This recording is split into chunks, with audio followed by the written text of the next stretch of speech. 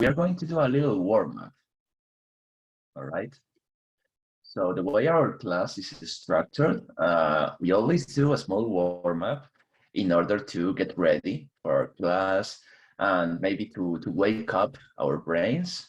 Afterwards, we have a class activity to do among ourselves, and then we have our grammar lesson. All right. Sorry.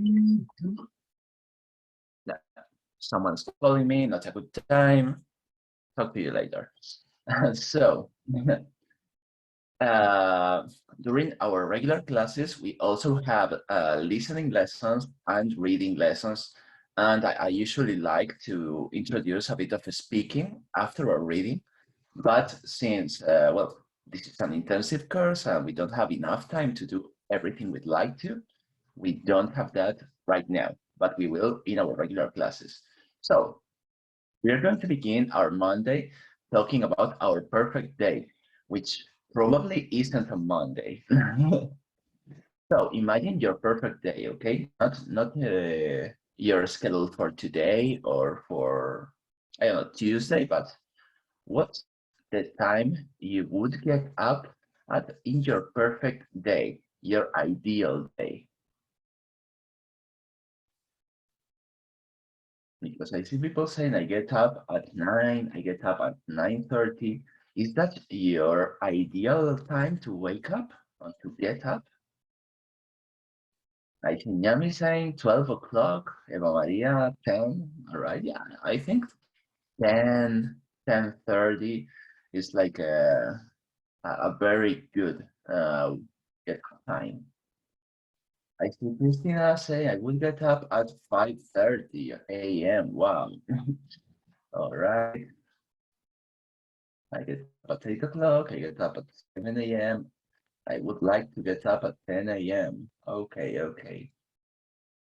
So if you're paying attention, you can see that I'm sometimes using I would or I would like. That's conditional and it means gustaría. So if I say I would like to get up at 10:30, entonces lo que estoy diciendo aquí, what I'm saying here is me gustaría despertar a las 10:30. I would like to get up.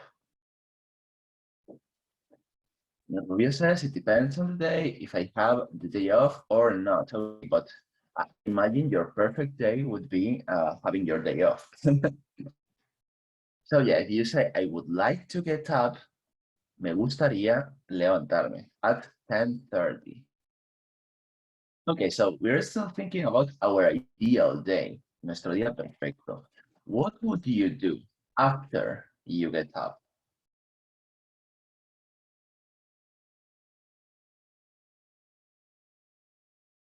For example, in my ideal day, after I get up, I would like to have breakfast with a friend. How do you say reloj biológico in English? Biological clock. Write it in the chat. Oh, yes. I see Alba saying I would like to do sports, have breakfast with my family, take a shower and have breakfast. All right, good. Well, I would like to do sport. Okay, I'm going to prepare coffee. In my ideal day, I would like to watch TV. I would read a book, go out and have breakfast in a bar. After I get up, I have breakfast and then go tell me my dog. Good, good. A responsible owner. I would like to go to the beach also. You get up and immediately go to the beach. Good plan. Have breakfast with my family. Okay, okay. I'm going to write maybe my answer here so we have an example.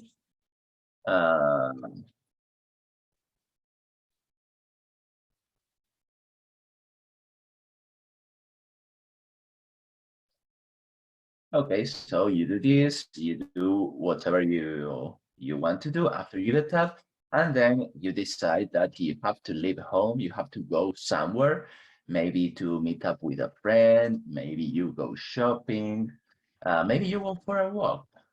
Where do you go after whatever you do after getting up? I would like to go shopping all day, Maria. Very good plan. Marco says, after I get up, I take a shower, then eat some fruit, very healthy, brush my teeth, and then go to work. Andrea says, after I get up, I have breakfast and go to the beach with my friends. Good plan.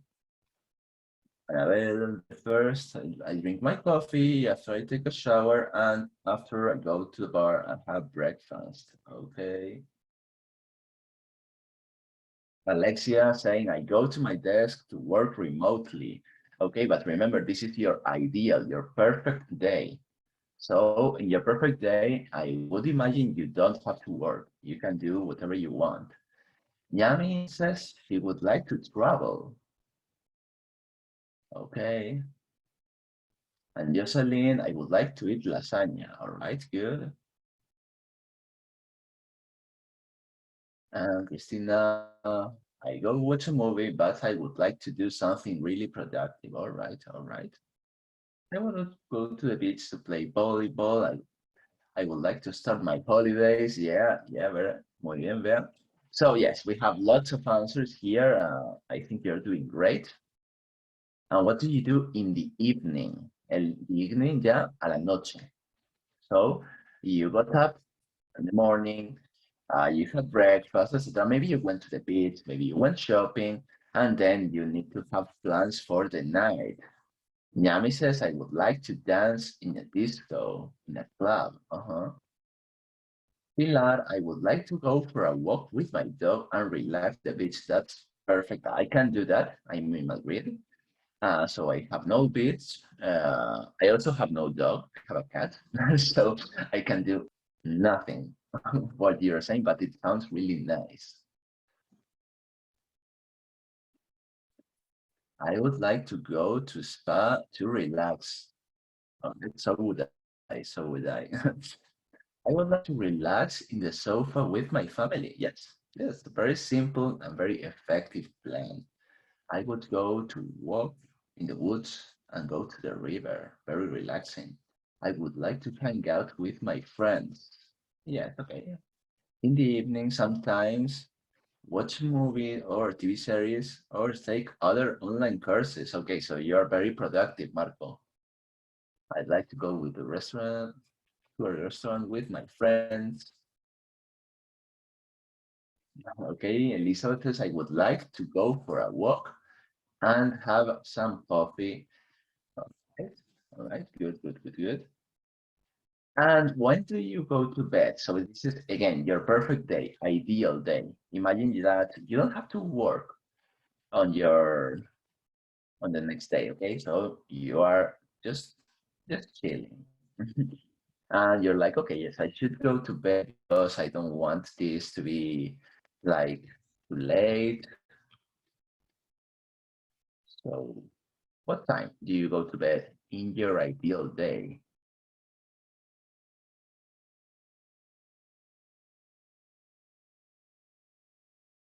Okay, so we have some questions here. ¿Cómo se dice terraza? Terrace.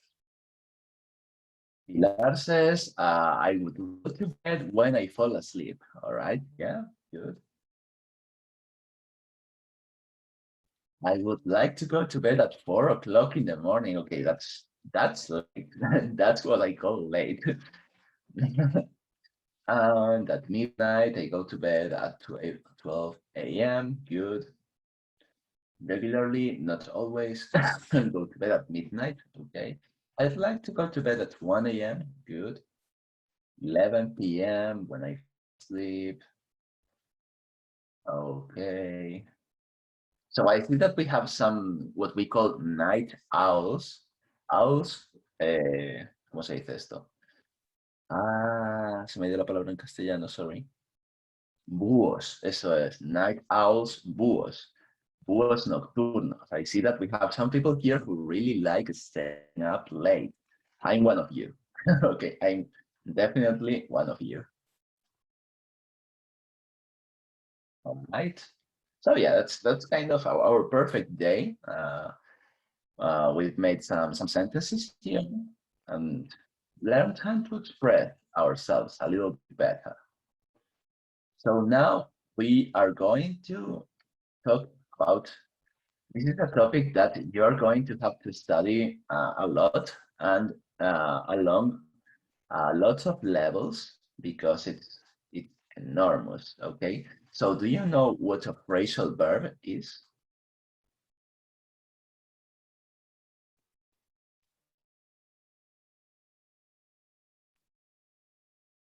All right, so a phrasal verb is a verb that changes its meaning because you put other words afterwards. Okay. So for example, we have the verb to break, romper, but to break up with someone es cortar con alguien. So as you can see, it has nothing to do with the verb to break, but we still use the verb to break for it.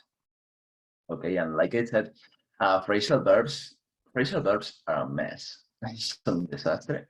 They are complicated, they follow no rules, and you need to learn them one by one, okay? So we are going to do this small introduction here and see the meaning of 4 phrasal verbs. We already have to break up with, and a romantic relationship. So number 2, Kevin came up with a great idea for our class reunion. And as Jocelyn says, the meaning would be to think of something, develop an idea. To develop, desarrollar. Okay, then we have, I'm not looking forward to typing my essay. Maybe I'll get it done professionally. Okay, yes, and to be looking forward to something is to be excited for something to happen in the future, okay? And so the only one left here is number 4. My doctor says I'm overweight. I should cut down on fatty foods, reduce the quantity of something. So as you can see, we have to break, sorry, to break, romper, but it turns into end a romantic relationship when we use break up with, to come, venir, but it turns into think of something when we add come up with, to look, mirar, which turns into be excited for something to happen in the future if we add forward to afterwards, and to cut, cortar, which turns into reduce the quantity of something if we turn it into cut down on. You are going to have to, not immediately, but during the course of your education, you're going to have to learn dozens of these. Okay, this is only a small glimpse, un pequeño vistazo of what that is to come.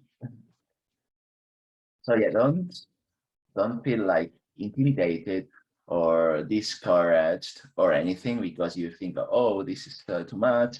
I'm going to have to learn lots of this, because you're going to do it little by little. And that's it. So we are going to talk about our ambitions and dreams. Okay, this is a more active class activity. And first, I want you to tell me the things that you wanted for your future when you were younger, maybe when you were a kid or a teenager. For example, I wanted to be a journalist. Yo quería ser periodista. No offense to journalists, but I know a lot, and well, they aren't very happy with the line of work. So we are going to have, you can do this 2 ways, okay? You can either write your sentences in the chat. It doesn't have to be only one. You can write several sentences, or if you are feeling brave enough and you want to practice your speaking, on the lower right part of your screen, there is a button that says something like reactions, etc. If you click it, you can find a button that says raise hand. If you raise your hand, I will see this. I will activate your microphone and then you can talk to me and tell your sentences to me. I think this is very important. I don't like forcing people to do so, but I might if I don't have any volunteers. But I think it's very important because we are here to practice and you need, I was hoping to see you there, Marco. You really need to practice and you really need to maybe shake off your insecurities. Yes. So let's hear what Marco has to say. Hello, Marco. Like an introduction to everyone,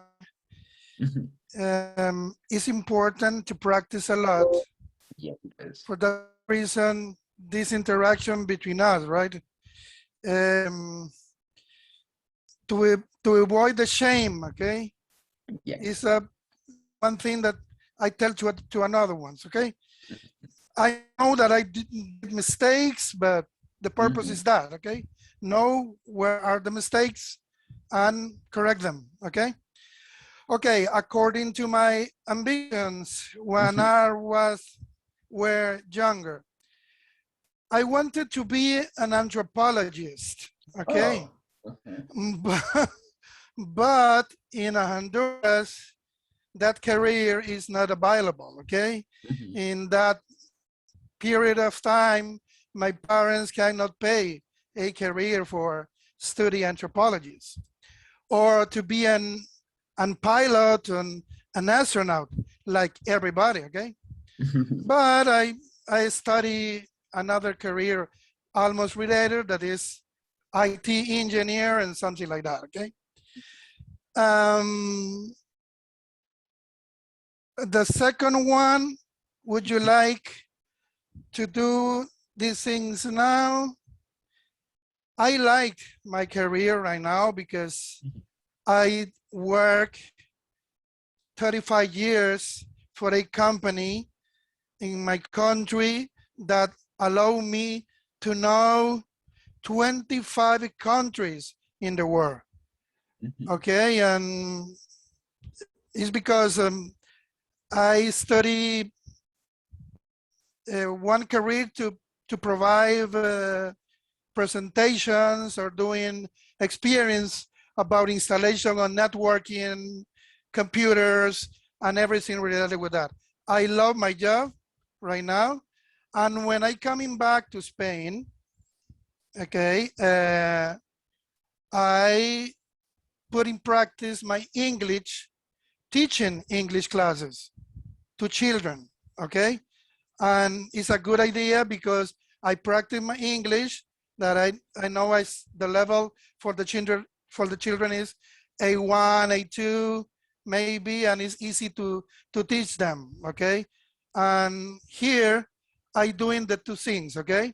Like repairing computers and also teaching English classes also, okay? All right. This is my experience here. Thank you. Okay. Thank you, Marco. Okay, so we have some questions in the chat. Let's see. Oh, wait, Marco raised his hand again. Oh, okay, no. All right. Let's see. We have a lot of answers, but I want to say questions first. 1 second. Okay, so Maria makes a very good question. Major is the same as career.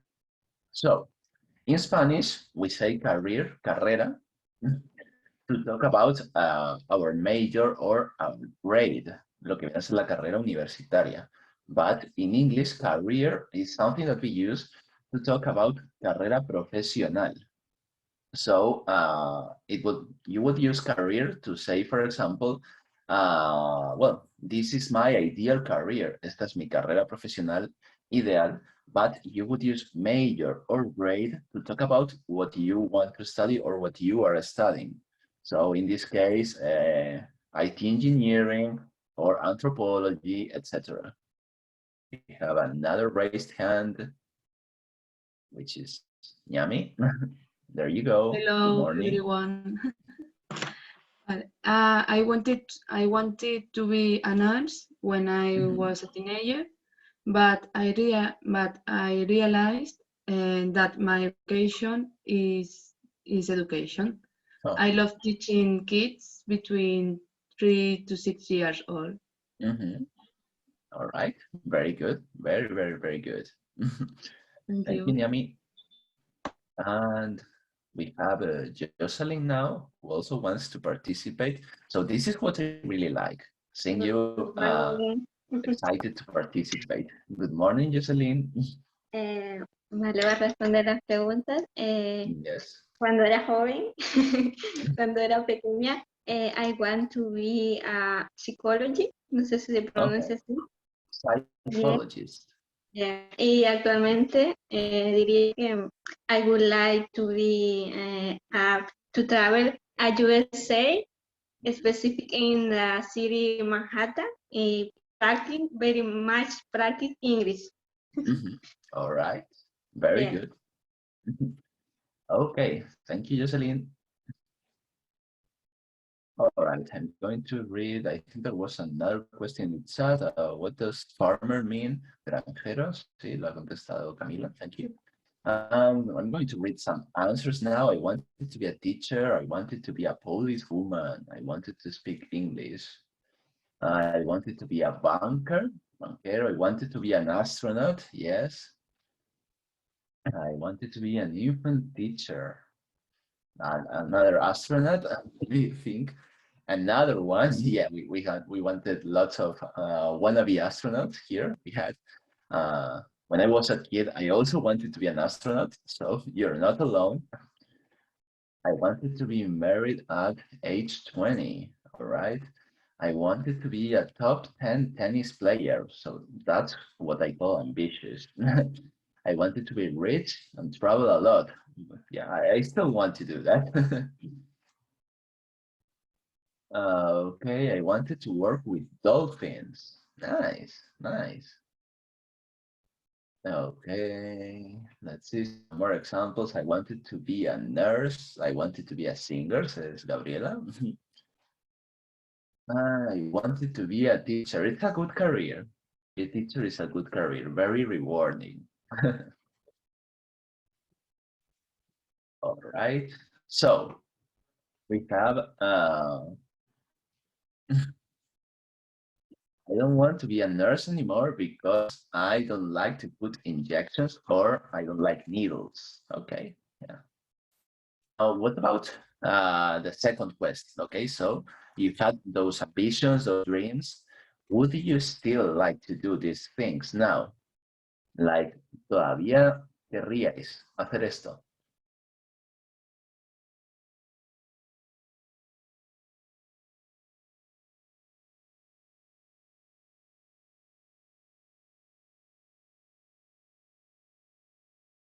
And sorry, I have a question. Is that injection with just one seat?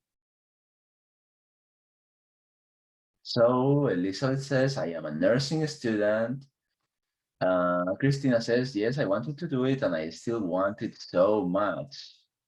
But I also do it. Good, good, good, good.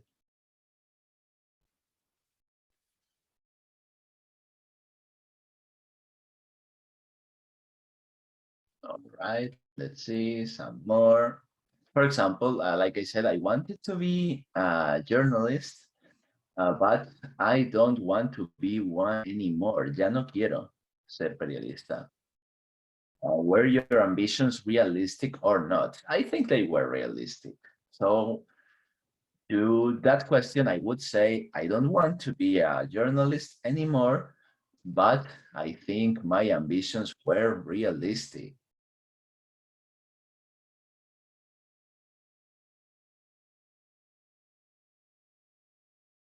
Oh, also another way of saying injection or than vaccine, because well, that's only for vaccines, is shots. This is a word that has many different meanings. because we can say shot for inyección, shot para decir disparo, or shot para hablar de chupitos. So it's very context specific.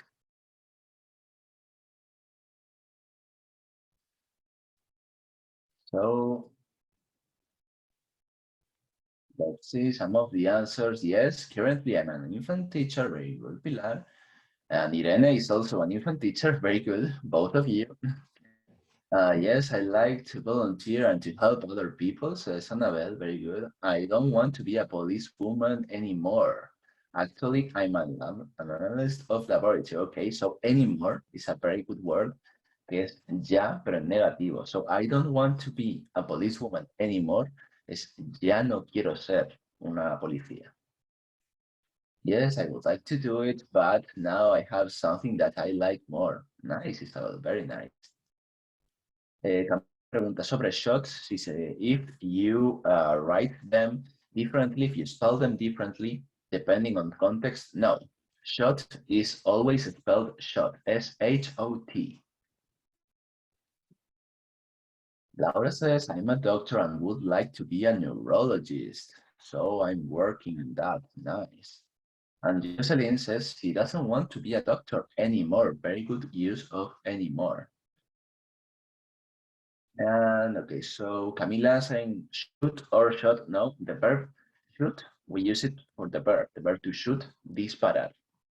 But shot, the noun, which is inyección, disparo, o chupito, is always spelled the same. Boris says yes, but studying for astronaut is very complicated. Yes, it is. Shot is also opportunity, yes. I don't want to be a pattern maker anymore. I would like to be a psychologist. That's a very radical change of career. Very nice, Stefania, very nice. And Marco raised his hand. Let's see. Hello again, Okay. Marco. With the pass of the time, I don't want to be an anthropologist anymore. Then in my 40s, 10 years ago, I studied a career is theology, okay? I am theologist also, okay? Wow. It's a way to understand the behavior of the people, okay? And also, when I mix with the religion and something like that, the way to understand that things, and a little bit of psychology. And it's a little bit dream that I get 10 years ago. And then for that reason, I have two careers, but my father told me one time, from theology, you will not live, because it's a career that nobody pay you for that, for doing that. It's like a hobby, like a, okay, opportunity that I had and approach that opportunity to do it, okay? Is my answer, okay? Thank you. You're welcome. Thank you, Marco. Okay, we have some more here. When I was younger, I wanted to be a biologist, but I changed my mind about it, and I don't want to be a biologist anymore, even though I love animals. All right. And Naomi says she would like to be a dentist. Okay, so we are done with this. I had another activity prepared here, but I think we are going to go and to continue with our lesson, go straight to grammar, and maybe if you have the time later, maybe teacher Mauri would want to revisit this one, a movie review. So what's our grammar lesson about? We are going to talk about the present perfect simple, okay? Because well, we are trying to cover the most important verb tenses that you can in English. And well, I would like to do something more in depth, con más profundidad, but well, we don't have a lot of time. And I think it's very important to cover like the basic, the pillars of verb tenses. And so here you go. This is the present perfect simple. I want you all to say hello to it. It's very simple, okay? But it's very different from what we've seen before. Why? Because you're going to need an auxiliary verb, which is the verb to have. So as you can see there, we're going to do a small recap. Remember that have can have two spellings. We have or has. Remember that we are going to use has for the third person singular and have for every other person and number, all right? And as you can see here, we have something called the past participle. And well, if you've studied this, you might be thinking, oh yeah, no, not this again, but yes, this again. Because, well, past participles are another way of using verbs. For most verbs, para la mayoría de los verbos, it's the same as the past form. So we add ed at the end, and we are done. But for irregular verbs, that's very different. Irregular verbs have different past simple forms and past participle forms, okay? Well, I don't know if everyone who is here is in our WhatsApp group. If you are there, you might have seen Gabriela sending some irregular verb tables, yes. And there you can find the past participle of a lot of very important verbs. Annabelle asks, what is won? Ganar, ganado, yes. So that's the past participle of the verb to win. Okay, because the verb to win is spelled win in the present and in base form, won in the past simple, and won in the past participle. So it could be ganado or ganó, depending on the context. If you are using a past simple, ganó, and if not, ganado. Okay, so we need to be like very mindful of irregular verbs and the use of the past participle, because not all past participles are the same as the past simple forms. All right, a lot of verbs, a lot of irregular verbs have different. For example, we have the verb to forget, which is forgot in the past, and forgotten in the past participle. In this case, we would use forgotten. I would say, for example, I've forgotten about that. Okay, and now Yvonne, in this case, in the case of the verb to win, the past simple and the past participle, they are the same, they are one. The only thing that changes is context. And Alba is asking, when do we use the present perfect? We are going to get to that. We are going to first see the structures, how to make our sentences, and after that, we are going to see when do we use it, okay? So we have our subject, our verb to have, and the past participle of verb, and then the complement, the rest of the sentence. Gabby just sent our irregular verbs list in the chat. If you are curious about irregular verbs, or if you want to study them on your own, I really recommend you download it and you start taking a look at it. It's not really a big document, but I would go little by little. Yo iría, I were you. So, for example, here we can say, I've finished today's lesson. He terminado la lección de hoy. Okay.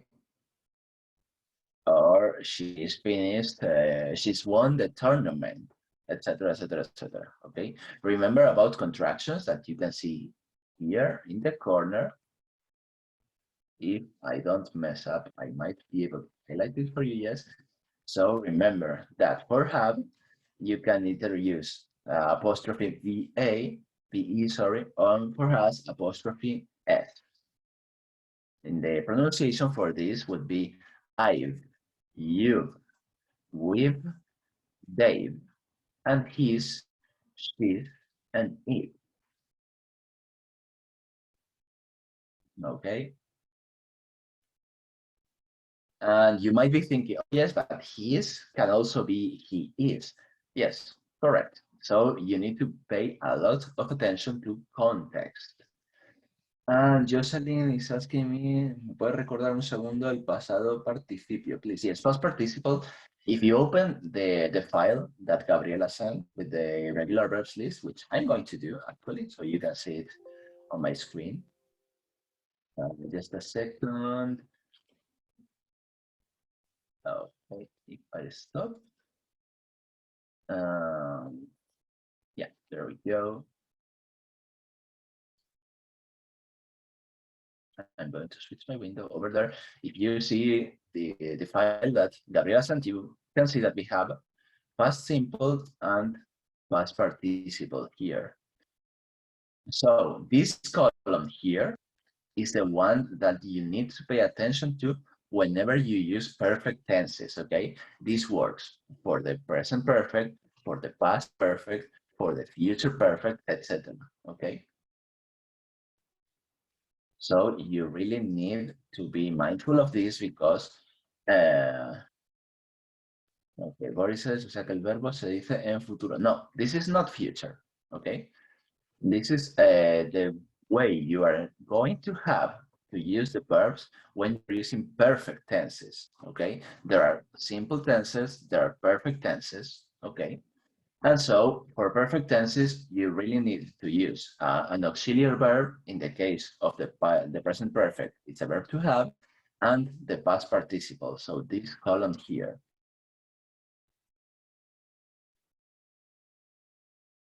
So yes, this is it's not that long, but I would go little by little. I maybe study 5 to 10 verbs per day, for example. And Yvonne is asking, ¿sería solo con los verbos irregulares? Correct. Yes, this is only for irregular verbs. Every single verb that you can see in your screen right now is irregular. For regular verbs, we are going to follow the same rules that we follow for the past simple. So for example, a regular verb, we just, for most of them, we are going to add ed, and that's it.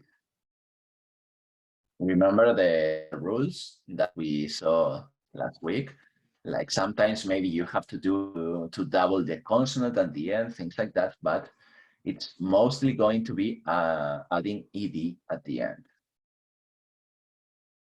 So this is how you make an affirmative statement, una afirmación. But what about a negative statement? How do we deny something? Alba is asking, ¿cómo conseguimos ese documento? My colleague Gabriela just sent it right here in the chat, but it's also been sent several times in our WhatsApp group. One example with a regular verb. Okay, so I've worked in this field for years. He trabajado en este campo durante años. Boris asking, one sería en futuro o presente. One is past.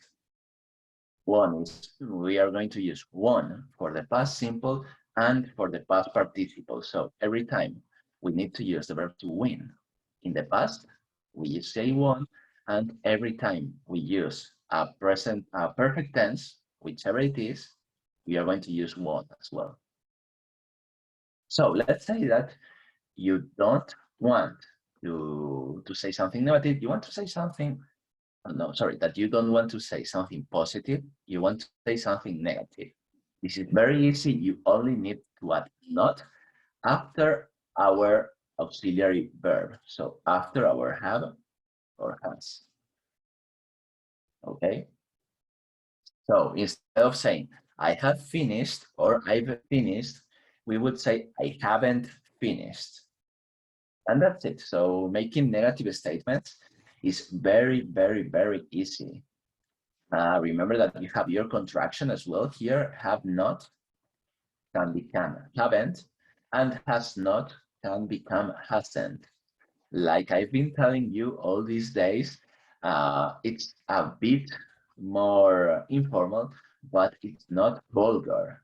I would say, for example, that saying have not can be overly formal. Okay, so let's see. Any questions so far before we jump onto questions?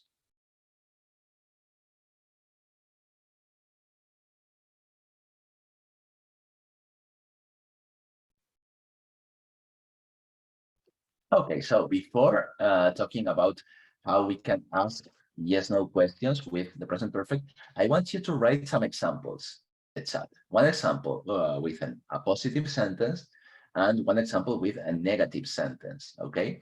If you don't know when to use the present perfect, don't worry about that. I just want to see if you got how to make the structure work.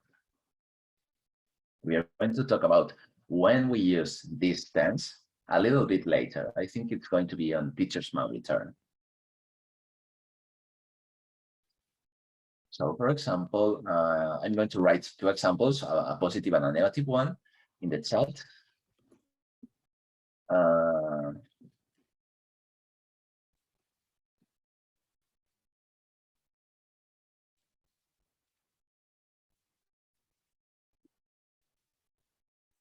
There you go. We finished class at 12 p.m. Okay.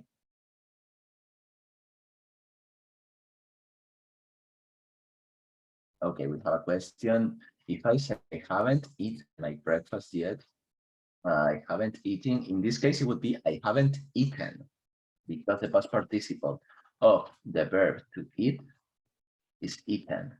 Olga says, I don't understand because you write one in the sentence, okay, at the end of the sentence. That's because I want you to have an example with a regular verb and another one with an irregular verb.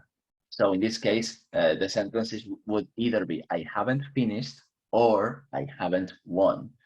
So you can see how a regular verb, such as finished, works, and an irregular verb, such as won, works. That's why you have both examples there, and that's why there is a slash between both to separate both verbs. I've worked in a nursery school, very good. I haven't worked at 8 a.m., very good, Jocelyn. Let's keep those examples coming. I've learned Spanish for a few months, yes, good. I have seen my aunt yesterday. She hasn't done so much exercise. I haven't studied dentistry. Okay, good, good, good. I haven't woke at 7 a.m. I've swum in the beach this morning. Okay, I've worked in a restaurant.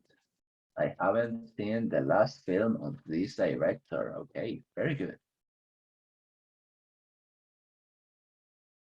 So what happens when we want to ask a question? So small recap, this is yes, no questions. Yes, no questions are the ones that require us to say yes or no. They are asking for confirmation or for denial of something, okay? And if you remember correctly, there was something that was very, very important, and is that in our answers, we are going to have the first verb, sorry, the first word, actually, which is a verb of the question in our answer. This is still the same case here. But let's talk about the structure first. So we begin with the verb have or to has. Remember, we are going to use has for the third person singular. Then we have our subject, past participle. So again, it's very important that you learn how to use the past participle and the complement. For example, have you won the lottery? ¿Has ganado la lotería? And I would say, I wish I had. So let's say that someone says, have you won the lottery? And you need to answer, and you haven't won the lottery, unfortunately. So someone says, have you won the lottery? And you reply with, no, I haven't. No la he ganado. So you have, as you can see right here, our verb to have in the question and our verb to have in the answer. This is the same, obviously, for the third person singular. Let's use the same example. Has she won the lottery? No, she hasn't.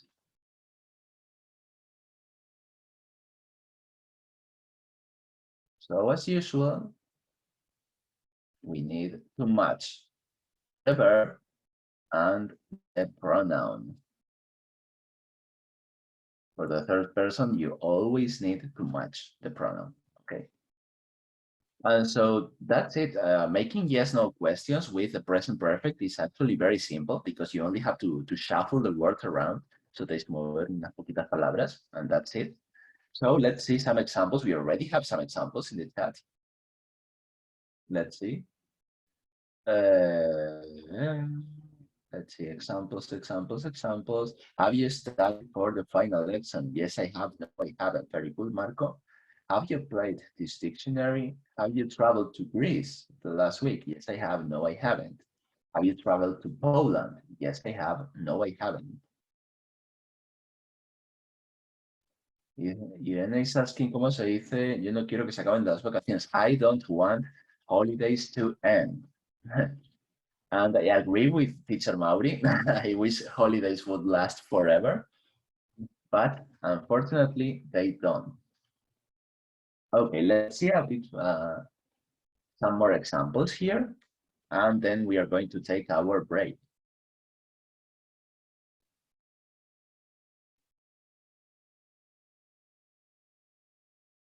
Let's write a couple more examples.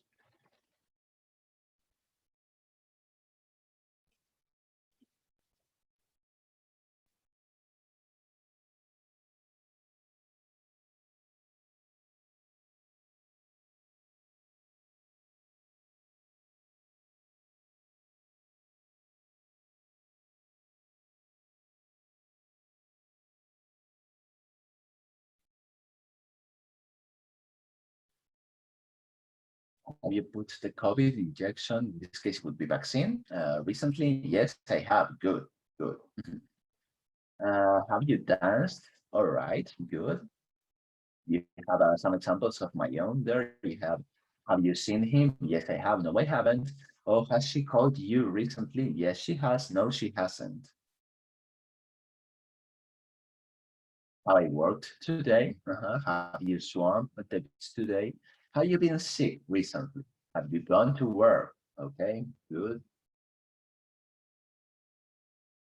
Okay, yes, that was a lot of good examples. I think that you have this well, understood it very well.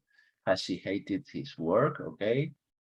Has he, in this case, has he gone to the hospital? Because the verb to go is irregular. So it's go, went, gone. Very good, Naomi. Like teacher Mauri wrote in the chat, go, went, gone. We always use for the perfect tenses, we are always going to use the third form, gone. And yeah, I think we can start our break now. It's going to be a 10 minutes break, okay? And okay, we can have some small question here. ¿Cuándo usas neither in either? Okay, so that depends a lot of the context, for example. But when you say neither, you're referring that ninguno de estos. So for example, do you like strawberry or chocolate ice cream? And maybe you're a monster and you don't like any of those flavors, so you'd say, I like neither of those. No me gusta ninguno de esos. And you could use either to say that you like cualquiera de esos dos. I like either. No importa. In the case of teacher Mauri example, me either would mean that she agrees. Ella tampoco. Has she danced all day long on Sunday? Very good. And how do you write studied? Yes, studied. That's perfect, buddy. Has he worked today? Have you broken the book? Yes, I have. No, I haven't. Remember that we need to match the first word of the question with our answer. Have you broken? So yes, we are going to begin our 10 minutes break, and we'll see you back in a bit. Remember to stretch your legs, drink some water, maybe walk around a little bit, and we'll see you back. Thank you so much, Teacher Iván. Guys, if somebody have any questions, me pueden escribir al chat, ¿vale?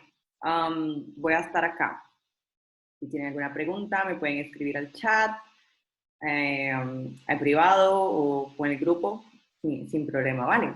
Les voy a poner un poco de música para despertarnos, porque creo que todavía es lunes y nuestro cuerpo está un poco como... Y empezamos con grammar, así de una sola vez, entonces yo los entiendo. Entonces vamos a poner un poco de música para ambientar un poco estos 10 minutos, ¿vale?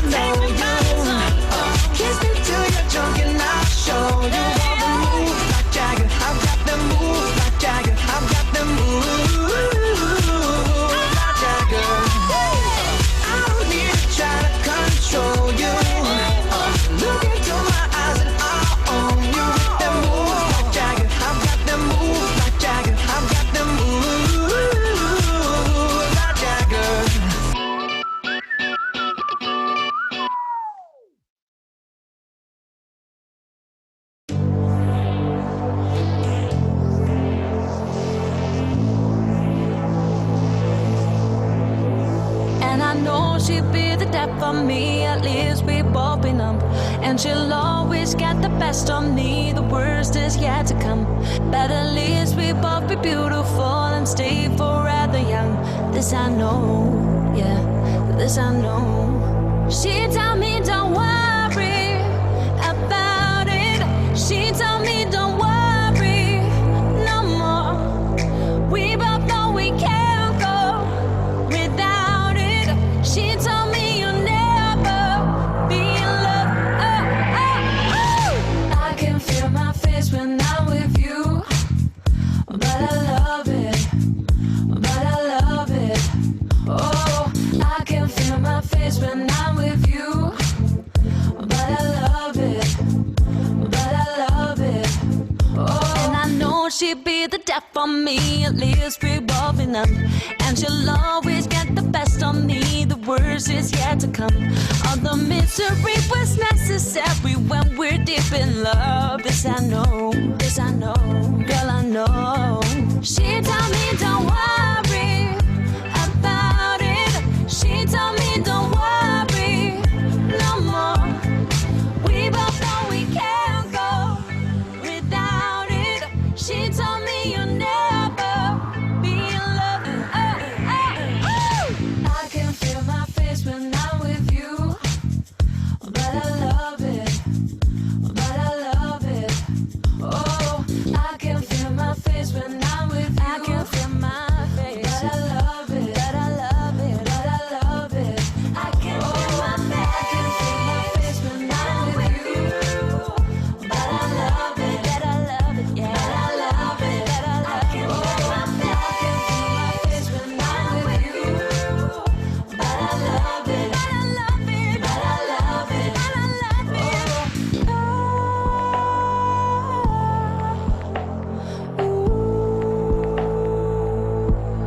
She told me don't worry about it. She told me don't worry no more. We both know we can't go without it. She told me you'll never be in love. I can feel my face when I'm with you. I can feel my face, but I love it, but I love it, yeah. But I love it, but I love it, yeah. Oh, I can feel my face when I'm with you. I can feel my face, but I love it, but I love it, but I love it, but I love it. I can feel my face when I'm with you, but I love it, oh I love it, yeah. But I love it.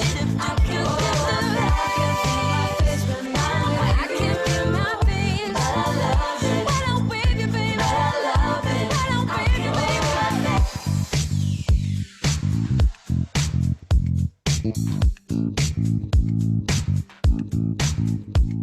Hey!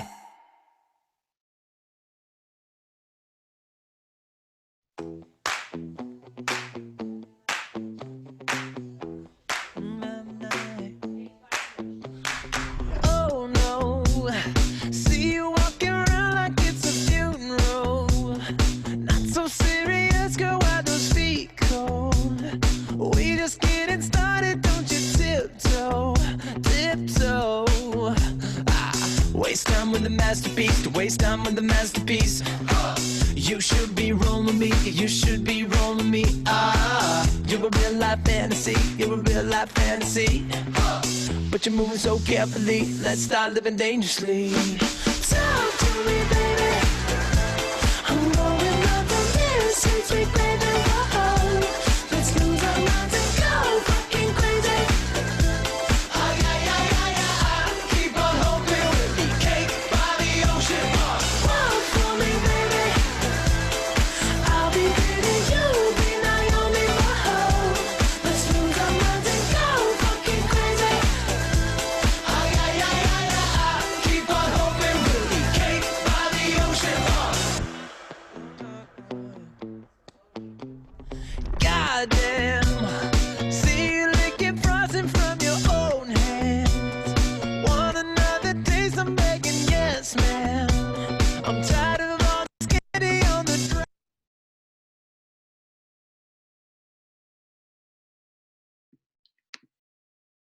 Hello, hello. Vamos volviendo.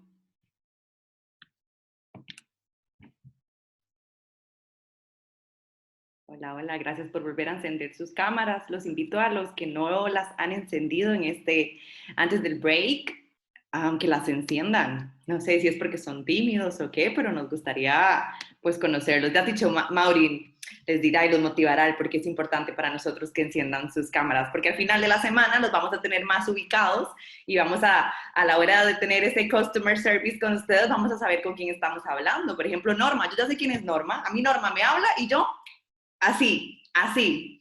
Ahora, con Pilar me va a pasar lo mismo. A partir de hoy, yo a Pilar la tengo, me va a pasar lo mismo. Beli, con yo, es que nos pasa, se los aseguro. Pero nada, que si estás en una piscina o en la playa y no nos quieres dar envidia, yo también lo entiendo, no la enciendas, porfi. Pero si estás así, pues no está de más conocernos así, con la cara así un poco cansados, y lo entendemos, ¿eh? Que teacher Mauri, ojo, está ahí donde ustedes la ven y ayer tuvo un vuelo y no ha dormido no sé cuántas horas, y aquí está ella dando la cara. Pero bueno, varios en el chat me han estado preguntando de temas del precio del curso regular y todo. Con gusto les atiendo todas esas preguntas al final, para no quitarles tiempo de clase, y al final vemos eso, cuánto tiempo ustedes deseen conmigo, ¿vale? Ahora le voy a dar el pase a teacher Mauri para que continúe con la clase. Hola, hola, hello. Por aquí veo a Carol también. Hola, Carol, nuevamente. Don't worry, también Eva. por ahí. Teacher Mauri, no te escucho. Dígame, hola, no sé, ¿se escucha? No te escuchamos, ¿qué está pasando? Pero el resto sí. Yo sí. Sin Radio problema. Ellos sí. o I don't know. ¿Sí se escucha? Soy ¿Sos yo. vos? Sí. Yo soy Sonsoles y también la escucho perfectamente. Gracias, Sonsoles, qué bella. Ya sé qué pasa. Sonsoles, hola. Se escucha Sí, esa es ella. perfectamente. Gracias, gracias. Estoy probando aquí los audífonos que tengo, porque los otros están en mis maletas, quién sabe dónde. Ok, chicos. Bueno, así contándoles un poquito la aventura. Lo que pasa es que ayer viajé a Costa Rica, pero desafortunadamente, pues no, por motivos extraños no me dejaron entrar al país y me regresaron a Alemania. Entonces he viajado 26 horas y pues aquí estoy. Alegre, ¿verdad? Pero de estar con ustedes, o sea, estaba como, no quiero perder la clase, ¿no? Y pues gracias a Dios aquí estoy. Y vamos a iniciar, entonces vamos a continuar antes de seguir, ¿verdad? Con lo de el grammar. Tenemos la pregunta de Carolina, que decía como que lo de either, cómo era, cómo es la cosa. Bueno, como el teacher Iván nos explicaba, ambos se utilizan como para decir yo tampoco, pero en diferentes contextos, ¿no? O sea, yo puedo decirle, la persona que me decía acá, por ejemplo, ella decía, no quiero que las vacaciones se acaben. Entonces yo decía, me either, yo tampoco. ¿Ya? Yo puedo decir, eso sí, pero si utilizo el me either. Cuando uno lo utiliza separado, como comentaba el teacher Iván, por ejemplo, either es como cuando nosotros decimos uno de los dos, ¿no? Cualquiera de los dos está bien. Pero si nosotros decimos neither, significa ninguno de los dos, cuando están separados. Pero cuando yo digo de mí, cuando estoy diciendo, me either, por ejemplo, yo los puedo utilizar para estar de acuerdo con la otra persona de su oración negativa. Por ejemplo, lo que decía anteriormente, no quiero que se acaben las vacaciones. Entonces yo dije, me either. Patricia, dime. Parece que un poquito mejor, pero lo digo muy lejos de todas formas. No, era broma, era una vez. Okay. Entonces, de esa manera es como podemos hacer. Vamos a ver por acá. Estoy viendo 4 mensajitos por aquí. Sí, se escribe así. Either. Momento. Ahí está. Either. Y el otro es neither. Ok. Ahí estamos. ¿Listo? Muy bien, chicos. Pero para que sepan que cuando uno dice, me either, pero también lo que pueden hacer es ahí está, lista, ¿verdad? Lo que pueden hacer es diferentes maneras. Por ejemplo, cuando uno va a utilizar either en una oración, que se puede decir, pues, ¿verdad? Cualquiera de los dos. Y si lo queremos hacer negativo, decimos como, I can't either, no puedo ninguno de los dos, ¿ok?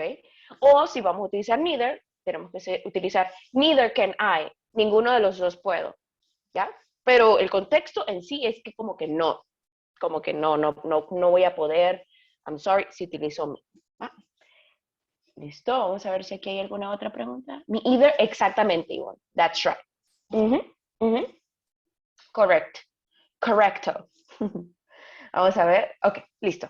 So, to have a little break about the grammar and everything, you know, I like to have fun also. We like to have fun here in VLA. So, we're going to talk about the movies. Remember the little conversational exercise the teacher Ivan presented to us?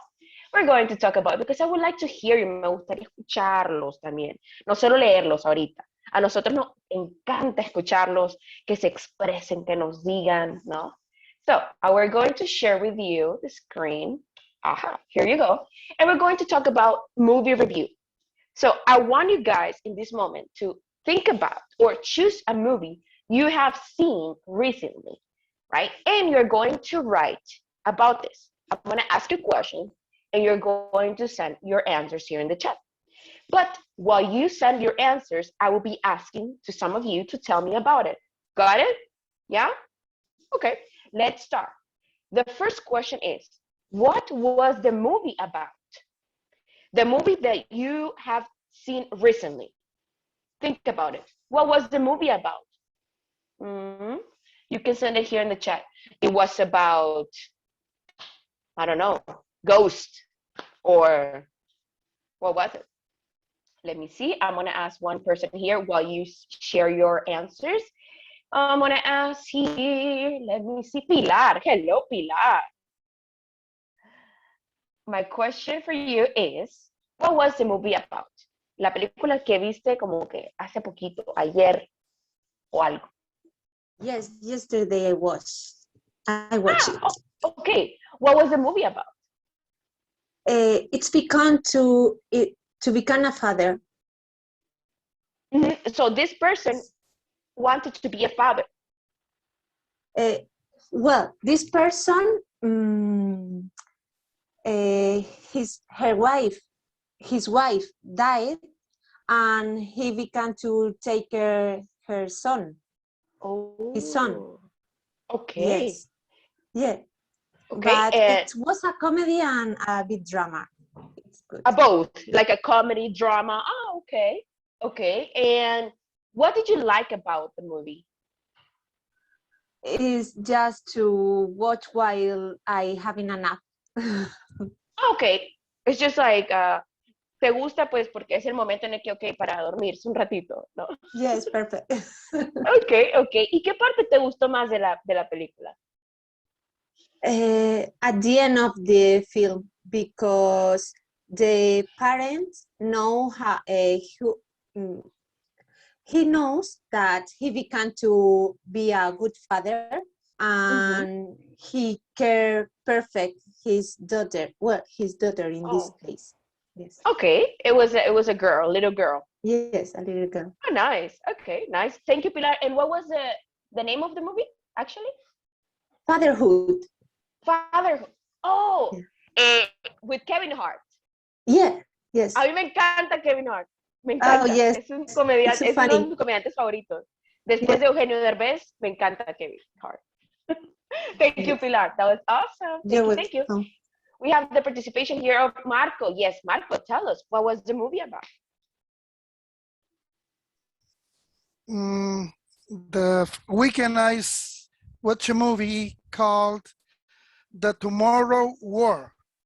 Okay. I remember, I know who he is, but it's the same actor that appears, that is Thor in the movies, in the Avengers.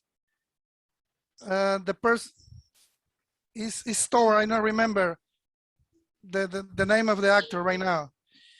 He's represent Thor in the Avengers. Hemsworth. That's right. Hemsworth, pero no me acuerdo el nombre. Me acuerdo de ellos, por supuesto, pero no me acuerdo el nombre. Okay, this is the main actor. Okay, it's a movie that relates a group of persons that travel 30 years in the future, okay? And they encounter one species of alien that want to annihilate the earth, okay? The purpose of them is kill them okay, to avoid that happen in the present, okay? Okay. This is a good one. Tomorrow's word. The tomorrow war. Okay. La guerra del mañana, creo. It's in prime time. It's in prime movies. Okay. The Amazon Prime. Okay. It's a movie. What? It's the #1 movie right now. For that reason, I watch it. Okay. Okay. I like it because it's have a lot of special effects. I like the science fiction. Oh. The aliens, the something things. By the way, it's a great movie. Not like it. There is the beginning is a little bit slow. You need to understand several things to understand why they travel to the future, how discovered to the aliens, and a lot of things that, wow, okay, what? The acting of that guy is awesome, like in all the movies, he's an excellent actor, okay? And I rate it like a 9 of 10, okay? Like 9 because it's a good movie. It's a good movie. I recommend them, okay, to everyone, okay? Perfect. Excellent. Thank you, Marco. That was awesome. Okay. Thank you so much. Definitely, I want to watch Tomorrow's War. Okay. So, while we wait for Marta, Marta, solo voy a leer algunas respuestas y volvemos contigo, ¿va? Tenemos aquí Isabel. Let me see. She said, I liked the whole movie. She liked it. There was nothing that she disliked.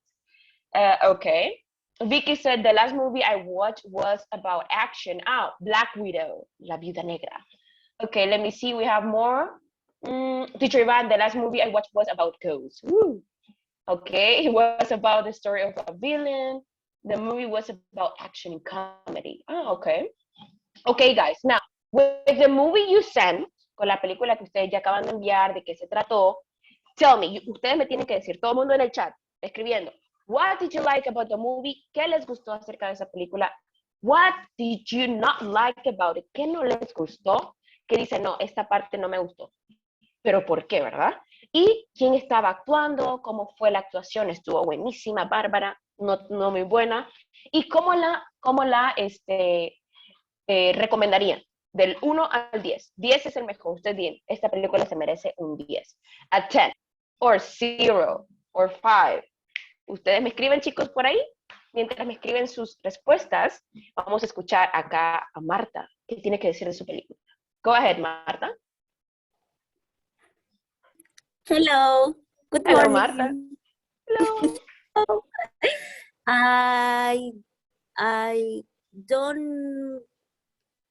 I was done movie, but I was the series.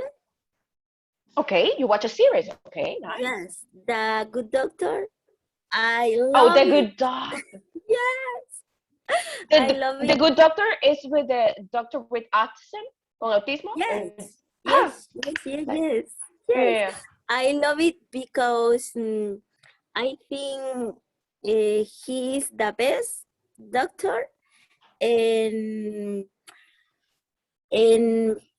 for all people, he's teach to see other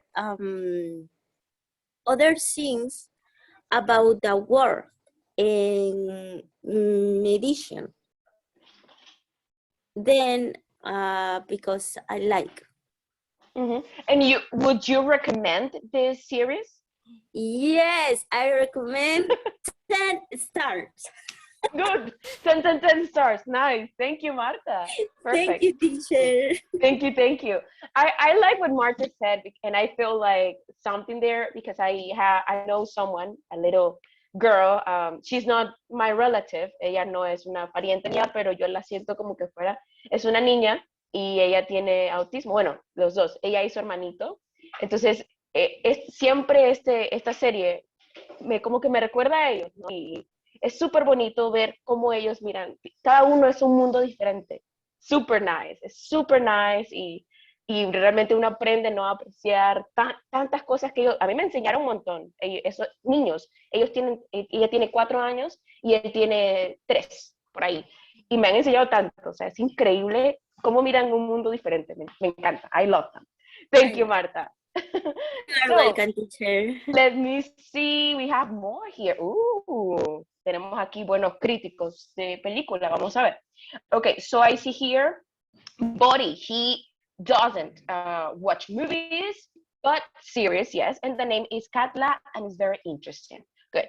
The movie, Jocelyn, she watched Chicos Buenos, okay. The name is Alive, try to survive in the middle of zombies. Ooh, I like zombies movies too. Mamma Mia, another movie. I like what Andrea liked was the scene when the ESR Warren breaks the altar. Nice. I don't watch movies, but I like Elite. It's a series. Irene, ya la vi todas las temporadas, yo también. Elite. Or Elite, no, in Spanish. Let me see, Kiku says, I don't remember what is the last movie I've seen because I'm a father of 2 little daughters and it's a difficult mission for us to watch a movie or a film, but me and my couple have seen The Handmaid's Tale. Oh, Kiku, I believe it. Me imagino, es súper difícil no escoger que a una le gusta algo y en familia, ¿no? I believe it, Kiku. Teacher Ivan said what I liked the most about the film was the mood, the acting, and the aesthetics. What I didn't like was the ending felt rushed, acting was superb, you know, and we'll rate the movie 4 out of 5. 4 de 5, le doy, Teacher Ivan. Hope this helped you all with your examples. I didn't like, Andrea, when everyone thinks that everything is over. Sí, ¿verdad? Como cuando uno, ya terminó, pero de repente sale algo en los créditos, ¿no? Okay, I liked everything. The costumes are amazing. The acting is incredible. The story is exciting. The actresses are so professional and everything is incredible. For me, 10 out of 10, I recommend it. It is Cruella. Ay, Cruella, muy bien, of course. You know, let me see, I saw Titanic. I watched Titanic. I didn't like the ending, a nadie le gusta, ¿verdad? Ese final de Titanic. El otro día teníamos como ahí un pequeño conversación acerca de Titanic en la semana pasada, de que Jack sí alcanzaba en la puerta, pero bueno, eso ya depende de ellos, ¿verdad? Let me see, Cruella, okay. I like the boy character and the romantic ending of the movie. I don't like the beginning because it's a bit childish. Okay, un poquito niñada, you know. I watched The Favorite and I love the actresses. The film is strange and tense, but I love it. Okay, good. Amazing, amazing. We have here the participation of Nyami. Yes, go ahead, Nyami. Tell me about the movie. Hello. I have seen a movie called Rush Hour.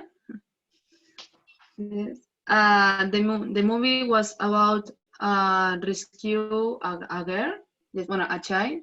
Okay.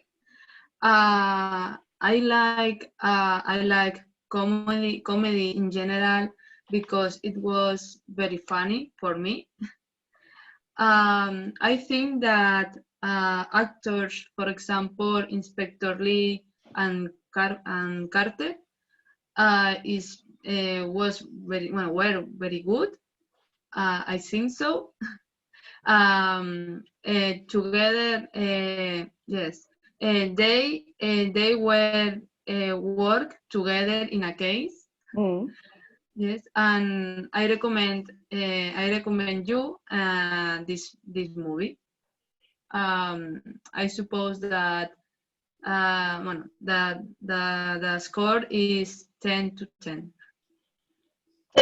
10, okay, awesome. And I'm sorry, but I totally agree with you. Yo estoy totalmente de acuerdo con vos, Jamie. I love Rush Hour.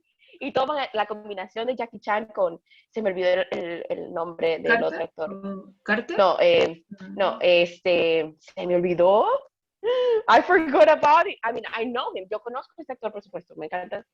Él estuvo también en El Quinto Elemento. Era la diva, pero no me acuerdo el nombre. Entonces, diríamos, bueno, no se llama Jackie Chan, ¿verdad? Pero ese es su sobrenombre de actor, ¿no? es espectacular. Los dos son espectaculares. Perfect. Thank you, Nyami. That was awesome. Let me see. I do not like a duration rated 10. Okay. Happy friends. Okay. Good. And I would like to listen the last participation here. Me gustaría una última participación sobre las películas acá de Kiku. What about you, Kiko? Can you tell us about your movie? I mean, the last one you watched. Let me help you with the microphone. There you go.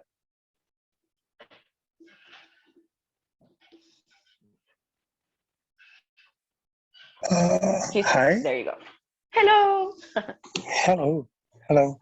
The last series I watched with my couple is Handmaid's Tale, and I think it's an amazing series because I love the main character, Juno. I think that her name is Juno, and I think it's a very good actress, and I love this series because I think that the argument it's so real, because the argument is that it's a dystopic argument, but I think that it's possible to happen in actually. You understand? Yeah, of course. That it's a movie that it's based on reality. Está basado en la realidad, ¿no? Yeah. I love this series. I think that it's the best series I have seen. Amazing, Kiku, amazing. And you will definitely recommend it? Yes. 10. It's a 10 series. 10, 100 of 10. Yeah. Okay, awesome, Kiku. Thank you where so much. we can watch it? And where we can watch it? Where? What? In Netflix? We can watch it, the movie. In HBO. HBO Max. Okay, thank you. Yes. Perfect. It's a good series. Ok, ya saben, todos conectados con HBO Max, los que no, en Nicaragua creo que no sé si tenemos eso, pero vamos a intentarlo, Okay, perfect, thank you so much. So, it's nice, to hear a little bit about the movies. I think most of you watch movies, other series, which is totally fine. For example, I know my boyfriend, antes no le gustaban las series, por ejemplo, porque dicen que es corto, pero te deja con angustia. Entonces le gusta de un solo, sentirlo con las movies. Pero ahora ya más o menos ya como que ve, ¿no? Pero bueno. The last, mientras le comparto la pantalla, les comento. The last series I watched was Elite and Lupin, o Lupin, como dice en Netflix, ¿no? Yo la recomiendo totalmente. The first season, it's amazing. La primera season, ya combiné, primer season, ¿ok? Yo lo recomiendo total. Okay. So, here we go. Let's continue. And we have the present perfect. But the question, how can we, formulate question with the present perfect? And remember that we had the negative statement that we just practiced with the teacher Ivan. So the only thing that we need to do for the yes and no questions, basically, is just to change it. Lo cambiamos de posición, ¿no? Instead of have here, we're going to have it right here. We just switch. For example, have I finished? Or have you won? Or have they won? Or has he won? Right? That's the only thing we need to do. Basically, we just change, right? Can you try to send me right here? One question with the present perfect, please. Oh, Lupin, me too. Awesome. Vamos a hacer un grupo de fans de Lupin. Me encanta también. Okay, send one question with the present perfect. Let's see. You can choose. You can use she, he, it, they, we, you, however, whatever you want.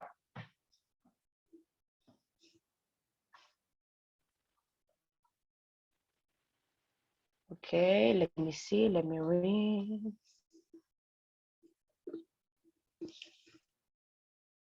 So here, Remember, once again, los veo ahí escribiendo, no se preocupen, les doy chance. So, remember, you start with have or has, empiezan con have or has, depende de cuál es el sujeto que van a utilizar. Después, subject, sujeto, then the past participle of the verb. Pueden apoyarse perfectamente de la tablita que les mandó Gabriela. O sea, yo no estoy en contra de que tengamos los materiales abiertos, ¿verdad? Nunca, jamás. Para mí los pueden tener ahí al lado, si todo el tiempo tienen su diccionario, pueden tener su Google, pueden tener ahí los recursos. Yo soy amiga de todos los recursos, de tecnología, de recursos de texto, todo. Ténganlo, chicos, abiertos todo el tiempo. Y si se equivocan, lo vemos juntos. Nos equivocamos juntos. Ok, aquí veo unas preguntas. Ok, vamos a ver.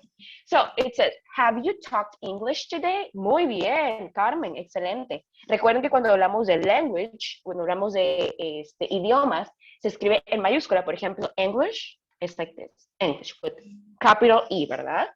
Por ahí también les puedo ir ayudando con algunas cositas de writing. Has she stayed the meeting? Has she stayed in the meeting? Ella se ha quedado en la reunión, y recuerda siempre poner el question mark, Jocelyn, siempre el signo de pregunta, ¿verdad? Cuando estás haciendo una pregunta. And then we have Danny. Has she run in the park? Okay, good. Have you gotten, remember, is get, got, gotten. Holidays this summer. Muy bien. Has she went? In this case, you use gone. Recuerden, go, went, gone. Has she gone to the dentist? Have you been in Canada? Never, Yami, unfortunately, right? I want to go. Have you walked in this summer? Nice, that's a good question. Have you gone at Port Aventura Park? Port Aventura Park. No, I haven't. Has she walked to the disco? Good question. Has you studied? Remember that when you use you need to use have. Have you studied in Paris? Have you been on vacation? No, not at this moment. No, I haven't, right? Has she cooked? That's a good one, Bori. Cooked is like this. Let me help you. Just add like this in the afternoon. We have another one. Have you studied in Paris? Have you lived in Spain? Has she gone to the dentist? Exactly, Camila. Exactamente. Let me see. Have you make, in this case, is super. But make, ¿cuál es el past participle de make?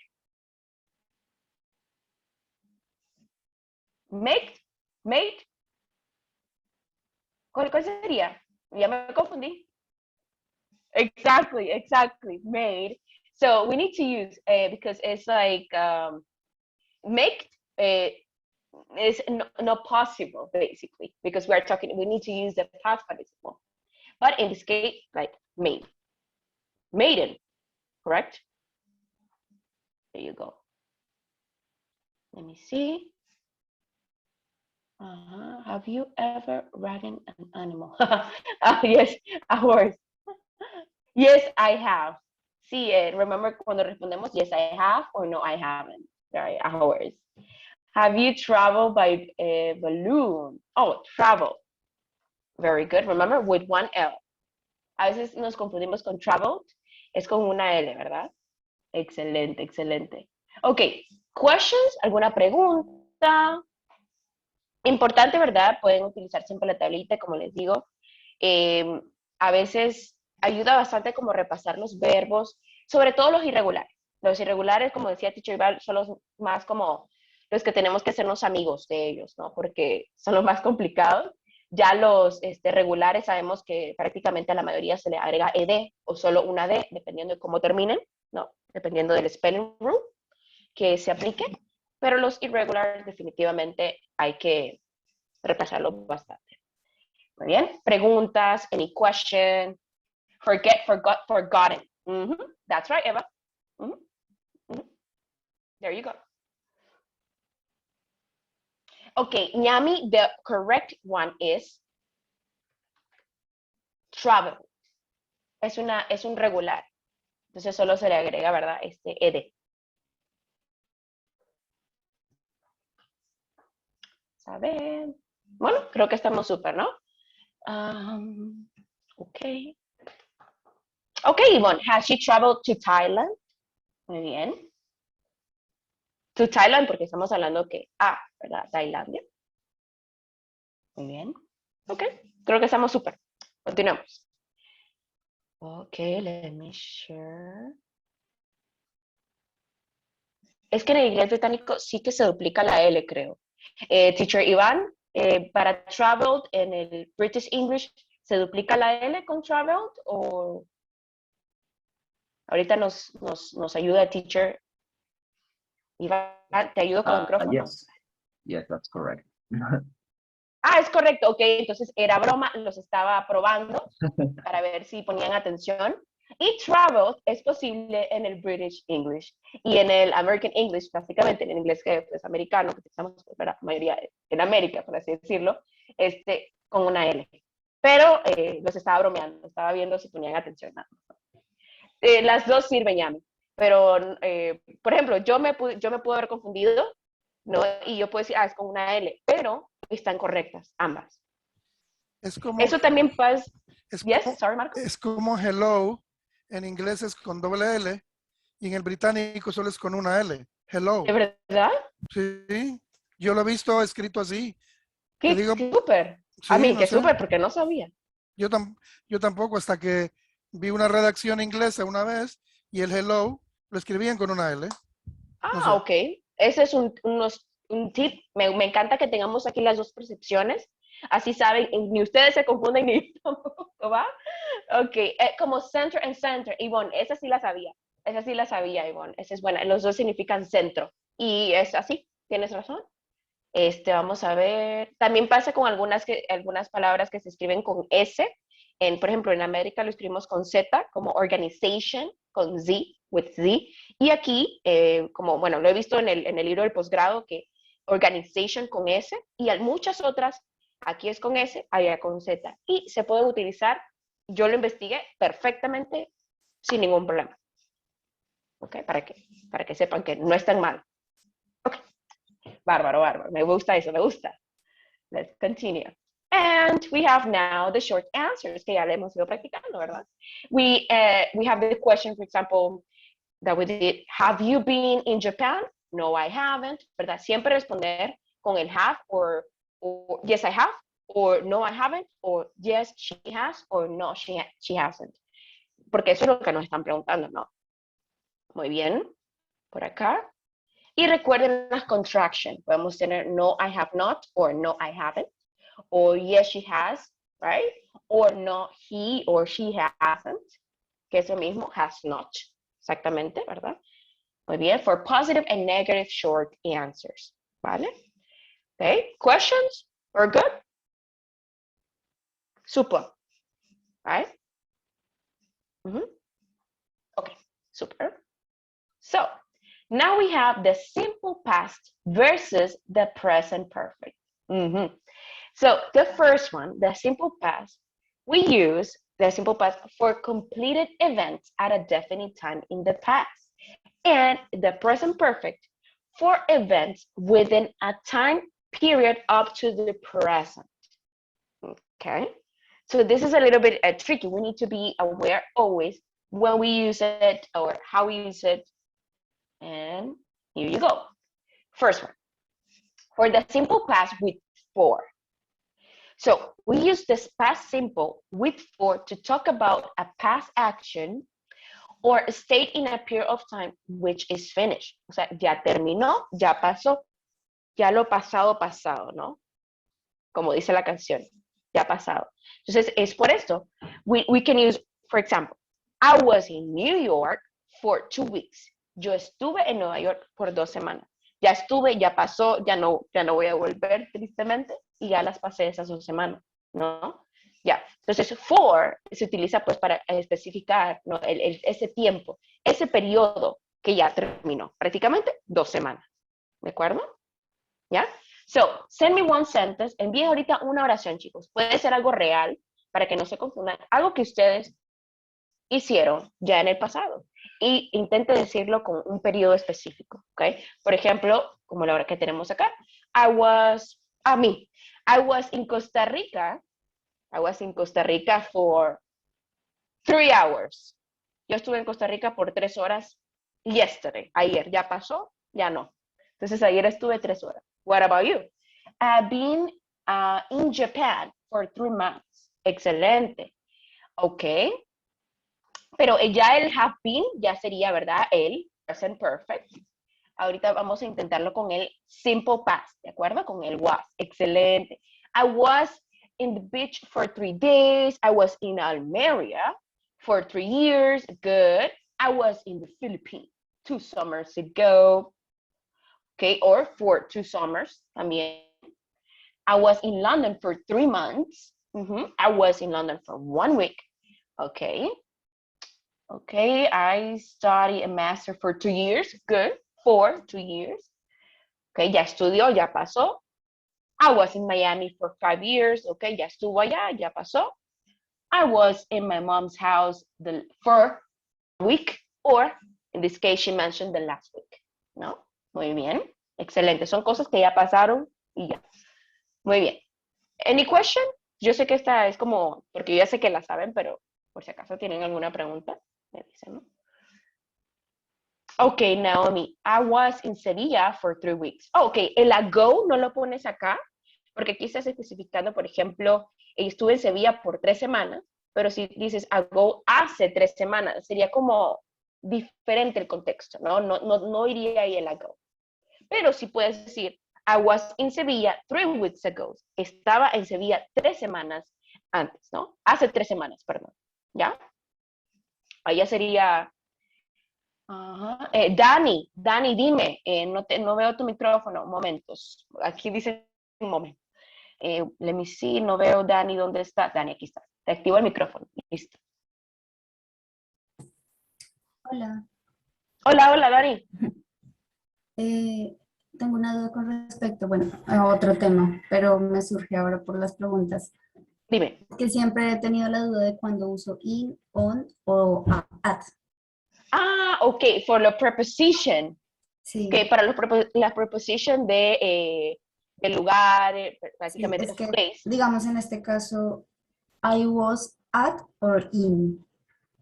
Ok, sabes, lugar. Tengo un material súper bueno para eso. Es una pirámide súper bonita que la utilizo bastante. Se las voy a enseñar y se las puedo compartir, porque ahí sale prácticamente las cosas que pueden utilizar, ¿no? En esas ciertas, para utilizar las diferentes preposiciones. Denme un segundo, me gustaría compartirlo con ustedes, pues me imagino que sería un material buenísimo para ustedes de tener. Vale. Ok, vamos a ver, por aquí lo tengo. Aquí está, listo. A mí me gusta mucho esa pirámide. Ok, listo. Vamos a ver. Aquí lo tengo. Se los muestro. ¿Por qué no lo puedo mostrar? ¿Qué pasa? ¿Qué está pasando? Ok. Listo. Ahora sí pude. Va. Listo. Se las enseño en one. Está cargando. ¡Ah, no! Ahora sí. Bárbaro. Ok. 1, 2, and 3. Listo. Esta es una pirámide buenísima. A mí me gusta, por ejemplo, utilizamos at cuando we want to refer to a specific location, a un lugar específico. O sea, si sabemos cuál es el lugar específico, por ejemplo, podemos decir la Biblia Hospital, en el hospital La Biblia, por ejemplo, o un lugar específico, at Dolphin Mall, en el Dolphin Mall. Es un lugar específico que ya sabemos. Para las horas utilizamos at, para direcciones, ¿no? At, on, específica, para algo ya un poquito también específico, very specific, y después more specific, dirigido a días, a weekends, ¿no? De fines de semana, días, para calles, en qué calle estás, en qué avenida estás, por ejemplo. Y algo un poquito más general, ya sería in, por ejemplo, weeks, countries, cities, neighborhood, ¿no? Vecindario donde estás, si estamos hablando de años, de meses, de de décadas, de así, ¿no? Es un poquito más específico. Ahora, I'm going to show you also here the example. Un ejemplo buenísimo is this one.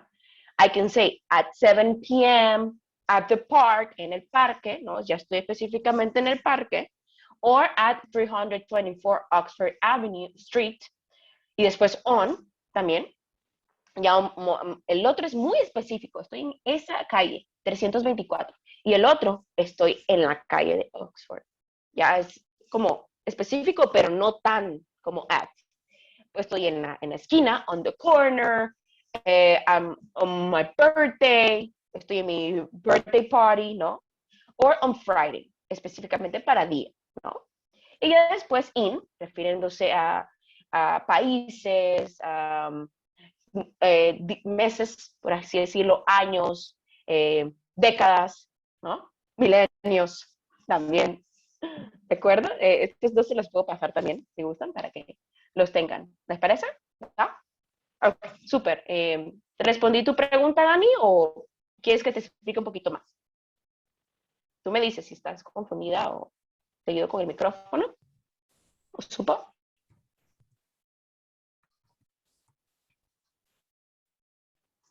Ah, perfecto, vale.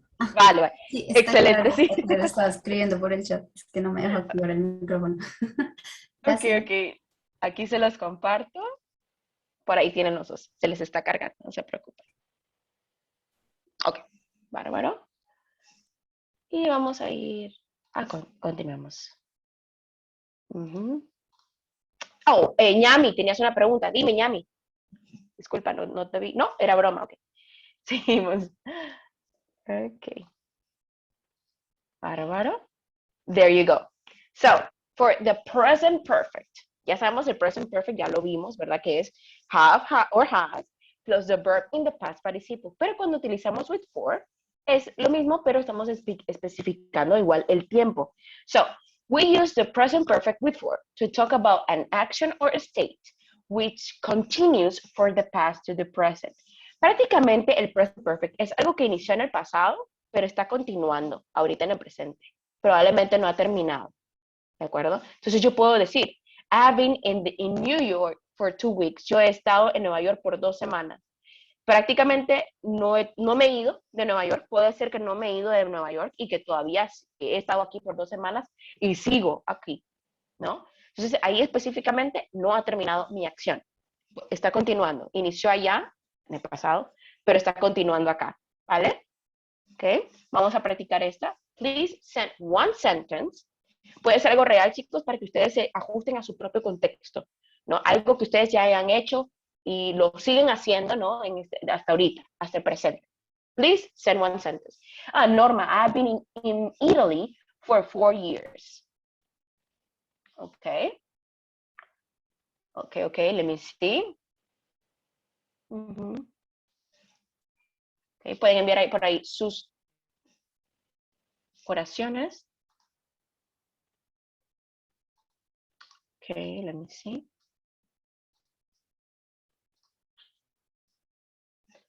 Okay,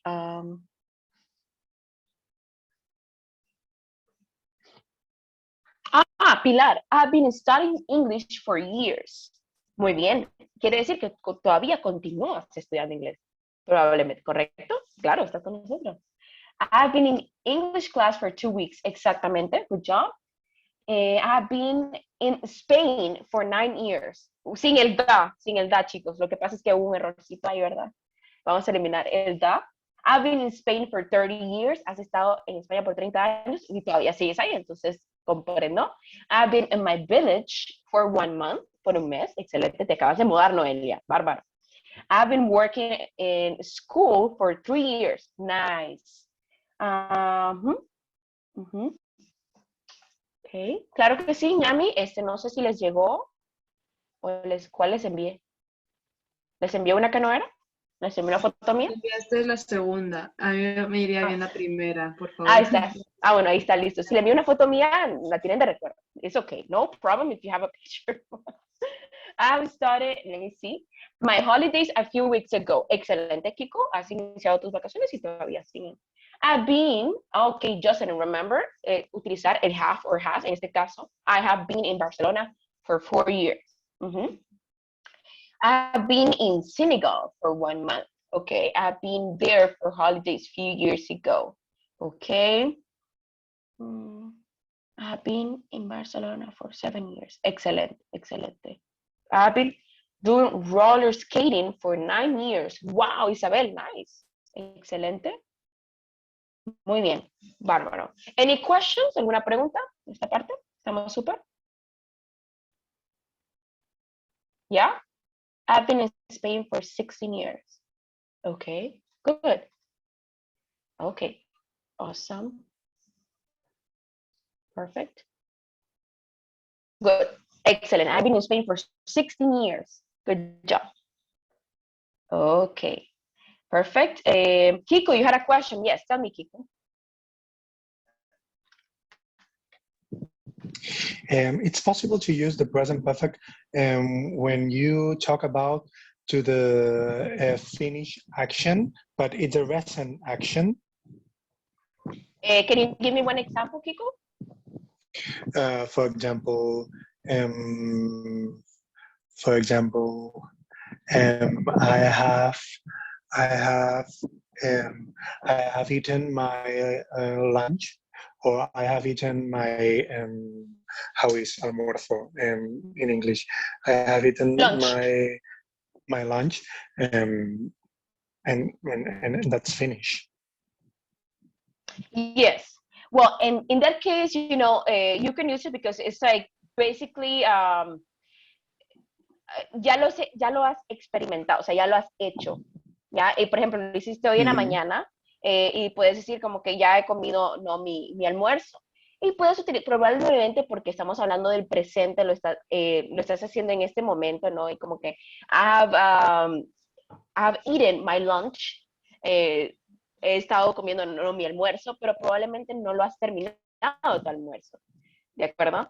Pero si dices que ya terminaste tu almuerzo, I ate lunch, ya comí mi almuerzo, ya lo terminaste en ese caso. Entonces, si tú utilizas el present perfect, ya es como una manera de decir que no, que has estado comiendo tu almuerzo, pero probablemente no lo has terminado, ¿no? Entonces, es importante tener eso. Y si ya lo terminaste, ya utilizas el pasado. Ya dices, ok, I finished lunch, ya terminé mi almuerzo, ya lo terminaste. Ok, thank you. Okay. Claro que sí. Tenemos una pregunta por aquí más. Vamos a ver. Marco, yes. Vamos, dime. Referente ampliando lo que dice Kiku, a veces yo entiendo que el pasado, como vos dijiste, ya pasó. Pero en el caso del presente perfecto, es un pasado pero reciente. Es algo que acaba de ocurrir hace unos segundos, tal vez. Pienso yo. Y el pasado ya pasaron 1 año, 2 años, 3 años. En cambio, el present perfect es recién me acabo de comer el almuerzo, por decir algo. No sé, puede estar equivocado. Pero probablemente también, dependiendo del contexto, probablemente tampoco lo has terminado.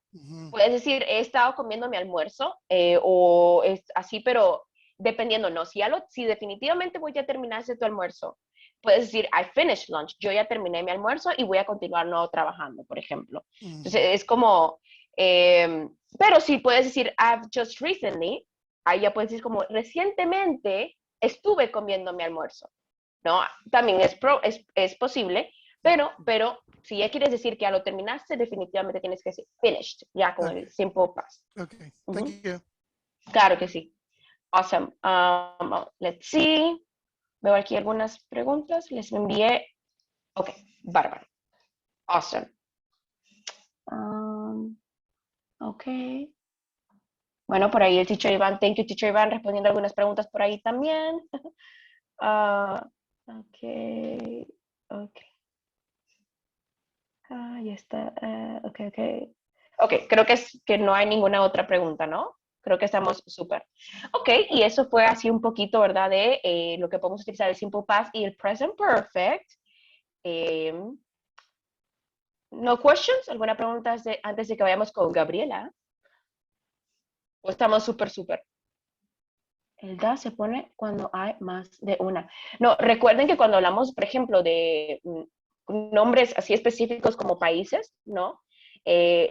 Exactamente. Ese es un buen ejemplo, Noelia. Cuando algo muy específico, un nombre propio, por ejemplo, Nicaragua, no puede decir de Nicaragua o de Spain, porque no lo lleva, no es algo específico, no lo lleva. Pero si es algo que no sabemos, I'm in the city, estoy en la ciudad, pero puede ser en cualquier ciudad, ¿no? Puede ser ciudad de Guatemala, puede ser en Málaga, puede ser en Madrid, ¿no? Entonces ya es un poco diferente, ¿no? Vamos a ver por acá. Creo que estamos, sí, claro, Norma, claro que sí. Exacto, ahí va antes, está, ¿verdad? Especificando igual. Por ahí, thank you, teacher Iván. Y I think we are good. Vamos con Gabriela. Thank you so much. Oh, you all, a todos. 1 minute late. Ok, guys. Bueno, espero que hayan disfrutado la clase. Por lo general hacemos un juego siempre al final, pero bueno, hoy por temas de tiempo que hemos estado súper activos. Me emocioné mucho, disculpa. No, que es un grupo súper activo que pregunta. Al fin y al cabo, así es como se aprende inglés. Pero bueno, que sepan que mañana, el miércoles y hasta el viernes siempre cerramos con un juego como para, ¿verdad? De tanto grammar y de tanta cosa que es interesante, siempre los terminamos. No sé si tienen alguna pregunta. Sé que algunos me estaban diciendo sobre el grupo de WhatsApp para que alguna gente se una, que conocen, para que les llegue la información. Lo acabo de compartir, ¿vale? Y varias personas me preguntaron sobre el curso regular, cuándo comienza, después de verano, porque claro, obviamente en una semana, viendo todo un nivel B1 y B2, entre B1 y B2, cada nivel tarda 4 meses. En BLA, cada nivel que damos, desde A1 a B2, tarda 4 meses, con clases 2 veces por semana, 2 horas. Básicamente es muy parecido a lo que tardamos en el curso de verano, ¿vale? Esos son nuestros cursos que hay entre semana o los sábados, si les queda mejor. Tenemos horario por la mañana. No te preocupes, Irene, si te tienes que ir y no me quieres escuchar, yo lo entiendo. Yo lo entiendo, vete, no pasa nada. Nos vemos mañana. Que no pasa nada. Yo entiendo que a las 12, así tal cual, muchos tienen que irse. Y los que quieran quedarse conmigo 5 minutos, yo no tengo problema. Pero bueno, contarles un poco de las clases de BLA. Son 2 veces por semana lo que manejamos con Teacher Mauri, con Teacher Iván. También hay otros teachers. En la tarde va a estar Teacher René, si la quieren conocer, para escuchar otro acento también. Siempre es importante tener diferentes acentos y escuchar un poco acerca de diferentes profesores. Eso nos encanta en BLA. Y bueno, por estar acá, por estar en el curso de verano y por apuntarse, tienen el curso en un 50% de descuento, a la mitad de precio, ¿vale? Acá les envié, se los vuelvo a enviar al chat. Si quieren hacer el examen de nivelación, porque no saben exactamente si son B1 o B2, para nosotros es importante saberlo. No podemos decirles que van a ir al nivel que ustedes nos digan. Es responsabilidad nuestra hacerles un examen de nivelación gratuito. Y bueno, aquí en la información que les envié está el link de descuento. Ingresan sus datos y un asesor los va a estar contactando, o yo también los puedo estar contactando. Vale, no sé si tienen alguna duda del 50%, cómo va, hasta cuándo funciona. Bueno, lo tenemos ahora solamente por julio. Terminan verano esta semana y comenzamos clases regulares de una sola vez en verano. El 26 de julio comienza ya la primera semana de inducción por 4 meses y así sucesivamente cada nivel. Y ya está. No sé si tienen alguna otra pregunta, las 55 personas que están acá. Gracias por estar con nosotros. Espero que aprendan muchísimo. Gracias a los que participaron. Sé que conforme pasen los días más van a estar levantando la mano. Que sé que al inicio da como, uy, yo no quiero ir primero, que vaya primero otro antes que yo. Es normal. Cada nivel dura 4 meses, Daniela, ¿vale? Si sos B1, 4 meses. Si sos B2, 4 meses. Incluye tutorías gratuitas. Si un día no puedes estar en directo, como hoy, digamos que esto es una clase regular, y hoy no puedes conectarte porque pasa, tienes derecho a tutorías gratuitas también. Entonces puedes optar por eso. Eso lo incluye BLA, está en una plataforma de BLA y luego dan el título. Sí, nosotros somos academia privada y otorgamos el título certificado de BLA donde decimos, vale, que Daniela sabe el nivel B1, que Daniela sabe el nivel B2. Los pagos se hacen de una vez. No, Marta, tenemos varios tipos de pagos. Puedes pagar el nivel de una sola vez, la matrícula y lo que vale el nivel. ¿vale? Y si no, puedes pagar en dos cuotas, en 2 plazos, sin ningún problema. Nosotros te ayudamos con eso, no hay problema. Hay financiación, por supuesto que sí. Hay financiación y 50% de descuento. Ya yo no sé qué más ofrecerles. Pensamos siempre en poder ayudarles. Es lo mejor que podemos hacer para que de verdad aprendan. Nos encanta nuestro trabajo y cómo no les vamos a ayudar con esas cosas. Yo quiero hacer mi examen. Claro que sí, Marta. Mira, envío este mensajote enorme que voy a enviar en este momento. Y allí hay un link. Si lo ves ahí, cliqueas y dejas tus datos. Vale, si lo ves, si lo ven. Dice 50% de descuento y aparece un link que dice súper descuento. Ahí es donde nos tienes que dejar tus datos para que te llamemos o te enviemos un WhatsApp. Pero son 175 euros más los 60 de matrícula al mes o todo de una. No, correcto, ok. El costo de 175 euros más 60, que creo que son 235 euros, todo eso por los 4 meses. Jamás tienes que pagar por mes 175. No. Todo eso te vale el nivel. Imagínate. Hasta luego, Elizabeth. No te preocupes. Nos vemos mañana. Gracias por avisar. Espero que todo esté muy claro. Y nada, aquí estoy para lo que necesiten, ¿vale? Me quedo 5 minutillos más y se pueden ir desconectando sin problema. Teacher Mauri, sí, tienes que inscribirte. A ti, Dani. Hasta luego. Con ese precio, no, yes. Hice la semana pasada el examen desde fuera de España. Sí, claro. Si viste la presentación al inicio, nosotros tenemos diferentes asesores y profesores por todo el mundo. Te pueden llamar un asesor de España, te puede llamar un asesor de Argentina, te puede llamar un asesor de Estados Unidos, te puede llamar un asesor de Costa Rica, te pueden llamar asesores de Colombia, de México. Así en BLA somos más de 102 personas trabajando en la compañía. Estamos por todo el mundo. Es una compañía internacional. El examen lo hacen oral. Vicky, el examen tiene 2 partes. Una parte gramática y una parte oral, donde tienes que hablar en una nota de voz. Tienes que enviarla al asesor, ¿vale? Te hace una pregunta al examen y tienes que responder con una nota de voz. Mi consejo, porfi, hagan el examen a conciencia. Yo sé que tal vez ustedes pueden decir, ay, yo tal vez esto lo sé, pero si en el momento no lo saben, no lo busquen. Háganlo, porfi, con naturalidad, con lo que ustedes creen, porque pueden llegar a un nivel y tal vez no lo sean. Y nos ha pasado mucho en BLA, que la persona llega y tal vez hace el examen, tal vez no al 100% de conciencia, y cuando llegan se topan con que no están en ese nivel, y esa no es la idea. Nosotros queremos que empiecen con el nivel. Sí que es cierto que pueden manejarlo algunas partes, pero no del todo lo manejan. Hay que ser como muy, muy honesto a la hora de hacerlo. Thank you for all. Bye. See you tomorrow. Ok, Elizabeth, no te preocupes. See you. La llamada fuera de España. Ya respondí esto. El examen lo hacen oral. Ya lo respondí. Me podrían llamar desde un teléfono español. María, María, vamos a escribirte por aquí. María. ¿Te has desconectado, María? María C. Vale, sí. María.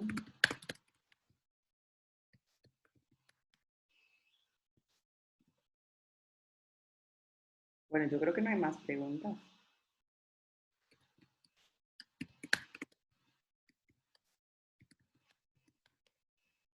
Bye, Norma. See you tomorrow. Bueno, yo creo que estamos. Se puede empezar otro mes. Loba. I don't know. No te puedo prometer. Vale, que puedes empezar cuando quieras, pero yo no te puedo prometer el precio porque actualmente ese no es el precio real del curso. El precio real del curso es el doble. Por este curso de verano lo estamos dando a la mitad de precio para que lo aprovechen. Terminan verano y luego ¿qué? Tienen que seguir con su inglés, pero que las puertas de BLA están abiertas para continuar en septiembre, en octubre, en noviembre, en diciembre. Siempre tenemos matrículas. ¿Vale? Pero lo del precio, lamentablemente, sí que no te lo puedo prometer. ¿Está bien? Pues ojalá que si llamas y no puedes, intentar ver cómo ayudarte sin problema. Pero hoy no te lo puedo prometer. Puedes poner el enlace del examen nuevamente. One second.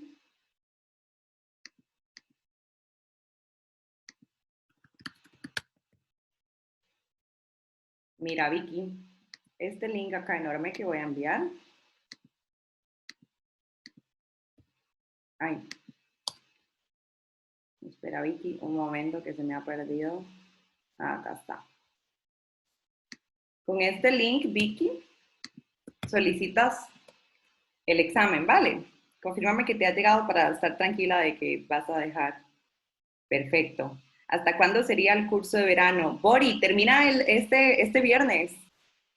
Es toda esta semana. Puedes conectarte también por la tarde. Hoy a las 6 de la tarde, hasta las 8 de la tarde puedes conectarte sin problema. Para que aproveches bastante, repasar lo mismo de la mañana, lo puedes hacer igual por la tarde. Así pues, tienes aún más conocimiento y refrescas varias cosas.